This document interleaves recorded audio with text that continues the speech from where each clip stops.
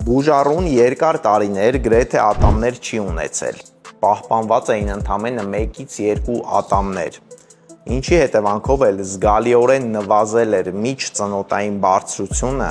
և ձևախախտվել էր դեմքի ստորին երրորդականը։ Արդյունքում շուրթերը կորցրել էին բնական հենարանը,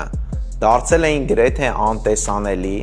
ինչի հետևանքով էլ առաջացել էին արտահայտված կնճիռներ։ Բուժման ընթացքում տեղադրել ենք 12 իմպլանտ և դրանից 4 ամիս անց պատրաստել տիտանե հեծանով ցիրկոն կերամիկական ատամնաշարեր։ Վերականգնվել է ոչ միայն ժպիտը, այլև դեմքի բոլոր համամասնությունները, շուրթերի հենարանը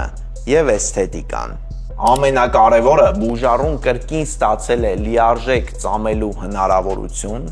վստահ ժպիտ և կյանքի անհամեմատ բարձր որակ։